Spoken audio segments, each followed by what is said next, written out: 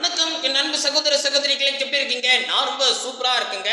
ரூபாய் 8000ற்கு 10% வட்டி வீதத்தில் 2 ஆண்டுகளில் கிடைக்கும் கூட்டு வட்டிக்கும் தனி வட்டிக்கும் இடையே உள்ள வித்தியாசத்தை காண்க. 2018 குரூப் 2, 2021 டிஎன்பிசி, 2023 டிஎன்பிசி எக்ஸாம்ல கேட்டிருக்காங்க.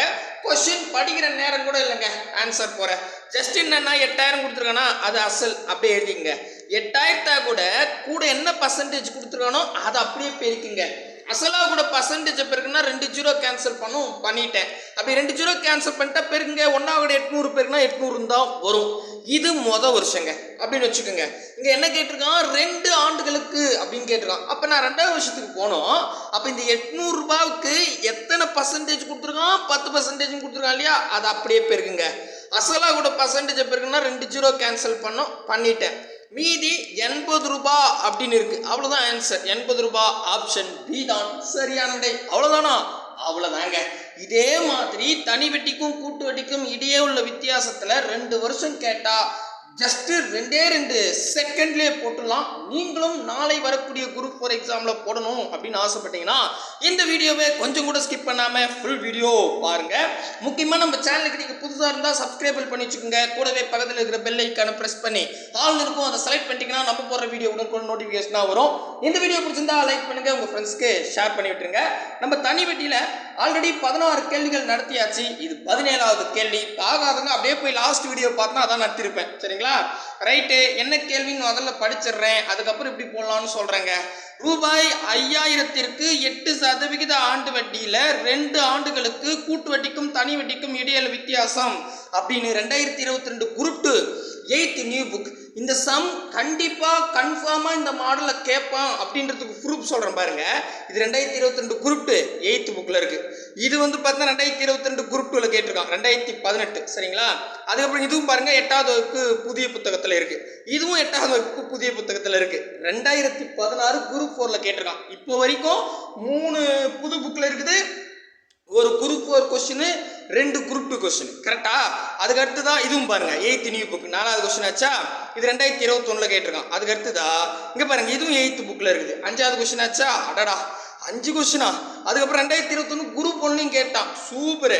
அதுக்கப்புறம் இதுவும் 8th புக் 6வது கொஸ்டின் ஆச்சா. 6 கொஸ்டின் புது புக்ல இருக்குது. 6 கொஸ்டின்ல குரூப் 1ல, குரூப் 2ல, குரூப் 4ல மாறி மாறி கேட்டிருக்கான். அதுவும் 2016 குரூப் 4ல கேட்டதால கண்டிப்பா இந்த மாடலை கேட்க நிறையவே வாய்ப்பு இருக்கு. சிம்பிளா தான் சொல்லி கொடுக்குறாங்க. ஃபர்ஸ்ட் கொஸ்டின் என்ன படிக்கிறேன் அப்படின்னு கேட்டா உங்ககிட்ட ஒரு 5000 ரூபாய் இருக்குது. அதை நீங்க என்ன பண்றீங்க? ஒரு பேங்க்ல போடுறீங்க. இப்ப 2 பேங்க் கம்பேர் பண்ற மாதிரி சொல்றான். நீங்க முதல் பேங்க் போறீங்க, அங்க தனி வட்டி போடுறாங்க. நீங்க என்ன பண்றீங்க? 5000 ரூபாய் கொடுத்து அங்க 8% போடுறாங்க. 2 வருஷத்துக்கு அப்புறம் எவ்வளவு வட்டி வரும்னு கேக்குறீங்க. அந்த தனி வட்டி பேங்க்காரு இவ்வளவு வரும்னு சொல்றாரு. ஓகே நான் வரேன் சார்னு சொல்லிட்டு வந்துட்டு பக்கத்து பேங்க்குக்கு போறீங்க. பக்கத்து பேங்க்ல போனீங்கன்னா அந்த பேங்க்ல கூட்டு வட்டி போடுறாங்கன்னு வச்சுங்க. நீங்க என்ன பண்றீங்க? இதே 8000 எடுத்துட்டு 5000 எடுத்துட்டு போயிட்டு இந்த 5000க்கு உங்க பேங்க்ல 2 வருஷத்துக்கு எவ்வளவு சார் வரும்னு கேக்குறீங்க. அவரு என்ன பண்றாரு? எங்க பேங்க்ல 8% சார், 2 வருஷத்துக்கு இவ்வளவு வட்டி வரும் அப்படின்னு சொல்றாரு. அப்போ தனி வட்டி பேங்க்ல கேட்கும் போது எவ்வளவு வட்டி வந்துச்சு, கூட்டு வட்டி பேங்க்ல கேட்கும் போது எவ்வளவு வட்டி வந்துச்சு, ரெண்டுத்தையும் எவ்வளவு வித்தியாசம். ஒரு உதாரணத்துக்கு ஒரு பேங்க்ல 1000 ரூபாய் சொல்றாங்க, சும்மா சொல்றேன் புரியத்துக்காக. இன்னொரு பேங்க்ல 1100 ரூபான்றாங்க. எவ்வளவு வித்தியாசம்? டிஃப்ரெண்ட் 100 ரூபாய் வித்தியாசம் வருது. கரெக்டா? அதே மாதிரிதான் இதுலயும் கேட்கறான். இதுக்கு நீங்க என்ன பண்ணணும்? தனி வட்டி கண்டுபிடிக்கணும், கூட்டு வட்டி கண்டுபிடிச்சு டிஃபரன்ஸ் இருக்கணும். அம்மா நேரம் வேணாங்க, சிம்பிள். 2 வருஷம் கேட்டாவே அசலா கூட டைரக்டா பர்சன்டேஜை பெருகிடுங்க. இப்போ 5000 இங்க பாருங்க, ரைட் சுட்டுறேன். 2 வருஷம் கன்ஃபார்மா பார்த்துங்க. பார்த்துட்டு 5000 முதல்ல எழுதிக்கங்க. இது அசல். 5000 கூட பர்சன்டேஜை பெருங்க. 8 நான் பெருகிறேன்.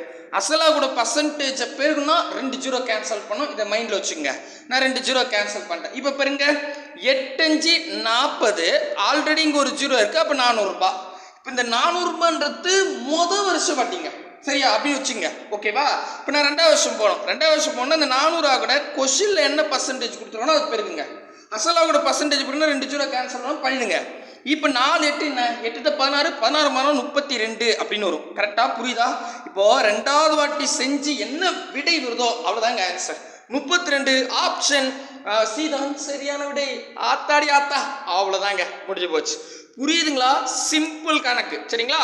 அடுத்தது 18வது கேள்வி. இதை நம்ம இன்ட்ரோவில் பார்த்துட்டோம், அதனால நீங்களே போட்டு பார்த்துங்க. ஸோ அடுத்ததா 19வது கேள்வி. கூட்டு வட்டிக்கும் தனி வட்டிக்கும் இடையே உள்ள வித்தியாசத்தை காண்க. P = 5000 ஆண்டு வட்டி வீதம், R = 4%, N = 2 ஆண்டுகளில் அப்படின்னு கேட்டிருக்கான்.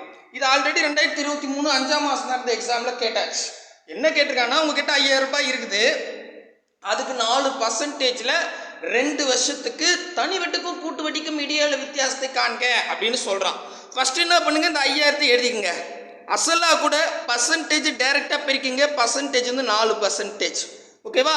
ஸோ 2 ஜீரோ கேன்சல் பண்ணோம். சப்போஸ் 2 ஜீரோ கேன்சல் பண்ணால் 2 ஸ்தானம் தள்ளி புள்ளி வைக்கணும்.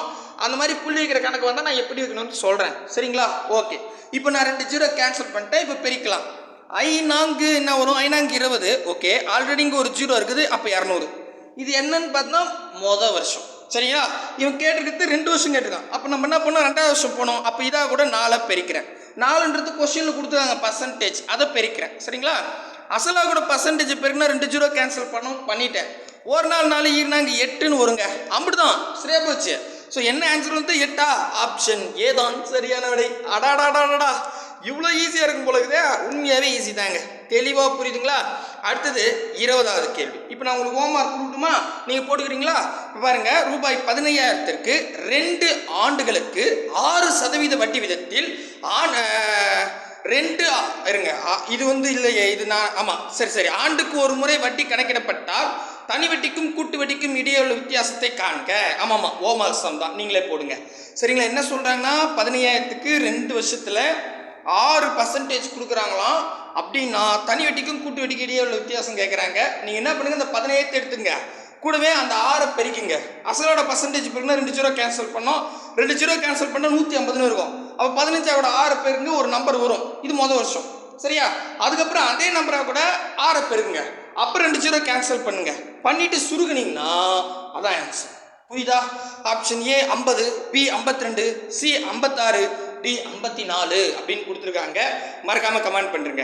அடுத்தது 2016 குரூப் 4ல கேட்டிருக்கான். இதுவும் நான் உங்களுக்கு ஹோம்ஒர்க் தான் கொடுக்குறேன். சரிங்களா? ரூபாய் 12000க்கு 10% ஆண்டு வட்டி வீதம் எனில் 2 ஆண்டுகளுக்கு கிடைக்கும் கூட்டு வட்டிக்கும் தனி வட்டிக்கும் இடையே உள்ள வித்தியாசம். அப்ப என்ன பண்றீங்க, 12000 எடுத்துக்கிறீங்க, இதாக கூட 10 பெருக்கிறீங்க. அசலோட பர்சன்டேஜை பெருக்கலாம். பெருக்குன்னா 2 ஜீரோ கேன்சல் பண்ணிட்டேன். அப்போ மொதல் வருஷம் 1200ன்னு வரும். இப்போ 2வது வருஷம் வேணும். அப்போ இதாக கூட அப்படியே 10 பெருக்க போறீங்க. 2 ஜீரோ கேன்சல் பண்ண போறீங்க. ஸோ 120ன்னு வரும். பாருங்க, பேசிட்டே சொல்லியாச்சு. ஓமா இருக்குன்னு சொல்லிட்டு நானே போட்டுவிட்டேன். ஆப்ஷன் பி தான் சரியானது. இவ்வளோதான். ஸோ ரொம்ப சிம்பிள், கண்டிப்பாக கேட்பாங்க. சரிங்களா? ஓகே, அடுத்த கேள்வி போலாமா? அடுத்தது இந்த கேள்வி கேட்கறதுக்கு வாய்ப்பு இருக்குங்க. சரிங்களா? நான் என்ன சொல்றேன் பாருங்க. 22வது கேள்வி. ரூபாய் 5000க்கு 2 ஆண்டுகள் 2% ஆண்டு வட்டியில் அரையாண்டுக்கு ஒரு முறை வட்டி கணக்கிடப்பட்டால் ஒரு ஆண்டுக்கு கிடைக்கும் தனி வட்டிக்கும் கூட்டு வட்டிக்கும் இடையே உள்ள வித்தியாசத்தை காண்க. இதை கோட்டு குழப்பிக்காதீங்க. அரையாண்டுக்கு ஒரு முறைன்னா இப்போ போன கணக்கு எடுத்துங்க. இதுல 2 ஆண்டுகளுக்கு தனி வட்டிக்கும் கூட்டு வட்டிக்கும் இடையே உள்ள வித்தியாசம் அப்படின்னு கேட்குறான்னு வச்சுங்க. இதில் 2 ஆண்டுன்றது எதை குறிக்குதுன்னா, இப்போ 12000 10% போடுறான். மொதல் வருஷத்துக்கு ஒரு வட்டி கிடைக்கும், 2வது வருஷத்துக்கு ஒரு வட்டி கிடைக்கும். அப்போ 2 வட்டியை வச்சு தான் நம்ம கணக்கு போகிறோம். அப்படிதானே? கரெக்டா? இப்போ இதே மாதிரி தான் கணக்கு பாருங்க. இதுலயும் 5000 இருக்கு, 2% இருக்கு, அரையாண்டுக்கு ஒரு முறை போடுறாங்க. அரையாண்டுனா 6 மாசத்துக்கு ஒரு முறை வட்டி கணக்கிடுறாங்க. இந்த மாதிரி 6 மாசத்துக்கு ஒரு முறை வட்டி கணக்கிட்டு ஒரு வருஷத்துக்கு எவ்வளோ அப்படின்னு கேட்குறான்னு வச்சுங்க. 6 மாசத்துக்கு ஒரு வட்டி வரும், 2வது 6 மாசத்துக்கு இன்னொரு வட்டி வரும். அப்போ 2 முறை வட்டி வரும். இப்போ கிட்டத்தட்ட 2 வருஷம் ஃபார்மேட் தானே இருக்கு. புரியுதா இல்லைங்களாங்க? இங்க பாருங்க, அதாவது இங்க பாருங்க, 10%ல் ஆண்டுக்கு ஒரு முறை வட்டி கணக்கிடுறாங்க. 2 வருஷத்துக்கு தனி வட்டிக்கு கூட்டு வட்டிக்கு இடையே உள்ள வித்தியாசம் கேட்குறான். அப்போ ஆண்டுக்கு ஒரு முறைனா மொதல் வருஷம் ஒரு வட்டி கிடைக்கும், 2வது வருஷம் ஒரு வட்டி கிடைக்கும். அப்போ 2 வட்டி வரும். அந்த 2 வட்டி வச்சு தான் நம்ம கணக்கு போடுறோம். கரெக்டா? அப்போ 2 ஆண்டுன்றதை விட 2 முறை வட்டி கணக்கிடுறது தான் முக்கியம். அப்போ அதே மாதிரி தான் இதுலேயும் அரையாண்டுக்கு ஒரு முறை. அப்போ ஒரு வருஷத்துக்கு எவ்வளோ வட்டி வரும் அப்படின்னு கேட்குறான்னு வச்சுங்க. அப்போ மொதல் 6 மாதத்துக்கு ஒரு வட்டி, 2வது 6 மாதத்துக்கு ஒரு வட்டி, 2 6 மாதம் இருந்தால் ஒரு வருஷம். அப்போ ஒரு வருஷத்துலேயே 2 வட்டி வருது. அப்போ இதுவும் அந்த 2 வட்டி கண்டுபிடிக்கிற மாதிரி வந்தா இந்த மெத்தட் தாங்க. அப்போ கிட்டத்தட்ட இதுவும் சேம் கான்செப்ட் தான். சரிங்களா?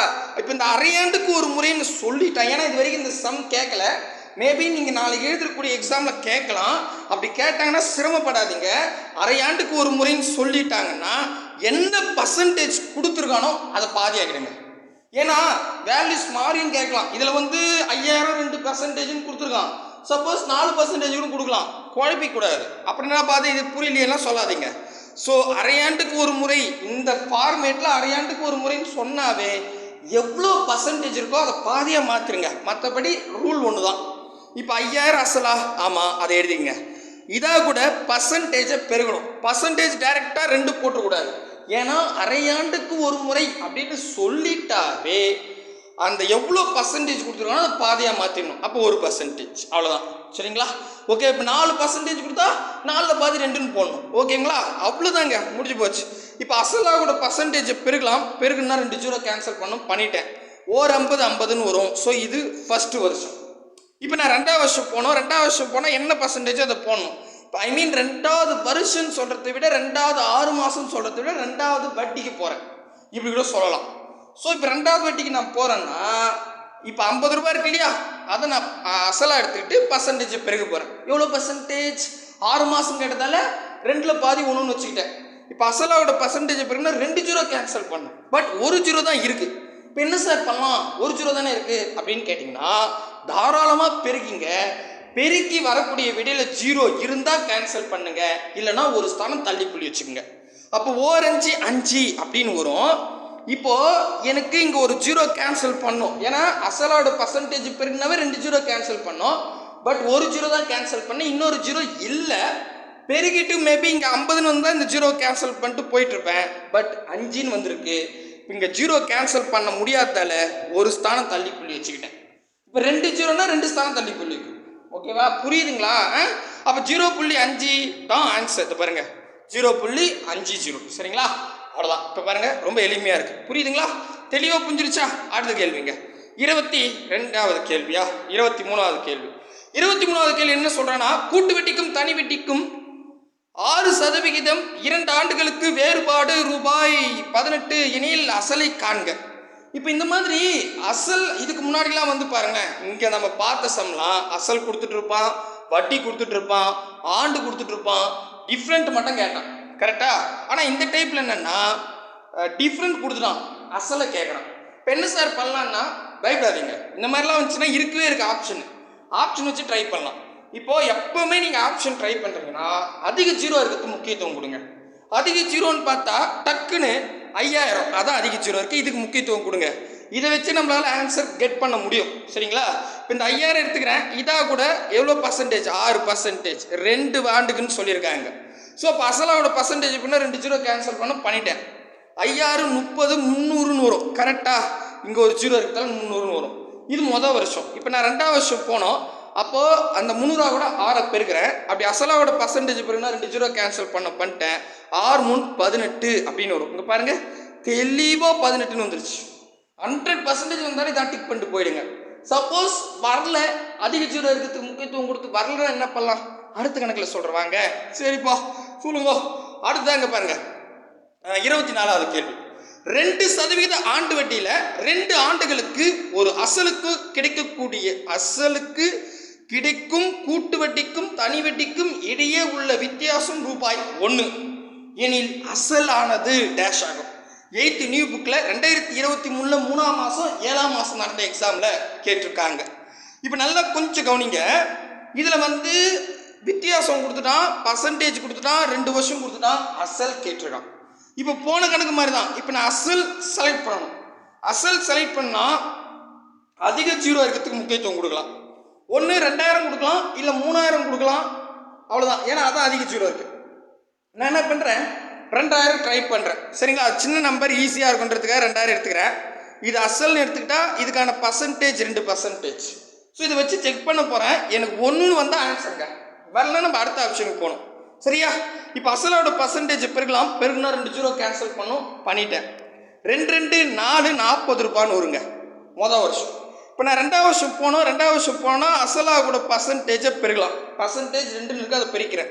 அசலாவோட பர்சன்டேஜ் பிறகுனா 2 ஜீரோ கேன்சல் பண்ணோம், பட் ஒன்று தான் இருக்குது. சரி, என்ன சொன்னேன், ஒரு ஜீரோ இருந்துச்சா கூட ஓகே கேன்சல் பண்ணிடுங்க. அதுக்கப்புறம் பெருக்கி வரக்கூடிய விடையில் ஜீரோ இருந்தால் கேன்சல் பண்ணுங்க, இல்லைன்னா ஒரு ஸ்தானம் தள்ளிப்புள்ளி வச்சுங்க. சூப்பர். ஒரு நாள் இருந்தாங்க 8ன்னு வருங்க. கரெக்டா? இப்போ ஜீரோ கேன்சல் பண்ணோம், இங்கே 8ன்னு வந்திருக்கு, இங்கே ஜீரோ இல்லை முன்னாடி. ஒருவேளை இப்போ 80 இருந்தால் ஜீரோ கேன்சல் பண்ணிட்டு போயிடலாம். அப்போ இல்லைன்னா ஒரு ஸ்தானம் தள்ளி புள்ளி வச்சுக்கணும். அப்போது 0.8 ஐ மீன் 80 பைசா அப்படி சொல்லலாமா? ரைட். இப்போ நான் 2000 இருக்கும்போது எனக்கு 80 பைசான்னு வருது. ஆனால் ஆக்சுவலி கொஷினில் 1 ரூபான்னு வரணும். புரியுதா? இப்போ நான் ஒரே ஆப்ஷன் வச்சு போட்டேன், எத்தனை ஆப்ஷன் ஒமிட் பண்ணுறேன் பாருங்க. இப்போ 2000 ரூபாய்க்கே எனக்கு 80 பைசா வருதுன்னா 2000 விட கம்மியாக ஆப்ஷன் சியில் இருக்கு 1500 கண்டிப்பாக வரும். நல்லா யோசித்து பாருங்க, வாய்ப்பு இல்லை. 2000 செக் பண்ணி பார்த்தா வரல, 2000க்கு 80 பைசா தான் வருது. அப்போ 1500 இன்னும் கம்மியாக தான் வரும். ஆமாம் தானேங்க? புரியுதா சொல்கிறது? ரைட். இப்போ 2 ஆப்ஷனும் மீட் பண்ணிட்டேன். இப்போ உங்கள் விருப்பம், 3000 ட்ரை பண்ணலாம் அல்லது 2500 ட்ரை பண்ணலாம். சரிங்களா? இப்போ நீங்கள் உதாரணத்துக்கு 2500 ட்ரை பண்ணி வந்துச்சுன்னா டிக் பண்ணுங்க ஆன்சர். வரலன்னா இருக்குது ஆப்ஷன் பி தான்.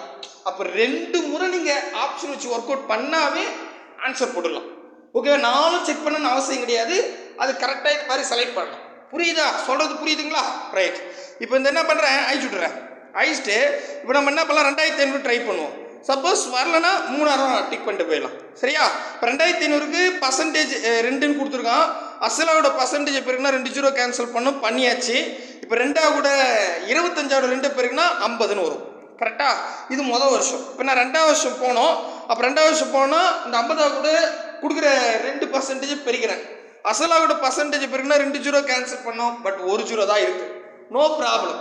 நீங்கள் 1 ஜீரோ கேன்சல் பண்ணிட்டு பெருக்கிங்க. பெருக்கி வரக்கூடிய விடியா கூட ஜீரோ இருந்தால் ஜீரோ கேன்சல் பண்ணுங்க, இல்லைன்னா ஒரு ஸ்தானம் தள்ளி புள்ளி வச்சுடுங்க. அப்போ 1 5 5 2 10ன்னு வரும். இந்த ஒரு ஜீரோ கேன்சல் பண்ணிட்டேன். சரிங்களா? அப்போ 1 ரூபான்னு வந்திருக்கு. அவ்வளோதாங்க. இப்போ பாருங்க, கொஸ்டினில் 1 ரூபான்னு சொல்லிட்டேன்னா 100% வந்துச்சு பாருங்க. 2 ஆப்ஷன் ஒர்க்கிட்லேயே வந்துருச்சு. மறுபடியும் சொல்கிறேன், நீங்கள் இதே மாதிரி செலக்ட் பண்ணி போட்டிங்கன்னா 2 ஆப்ஷன்லேயே நீங்கள் தப்பாகவே போட்டாலும் ஆன்சர் கரெக்ட் வந்துடும்.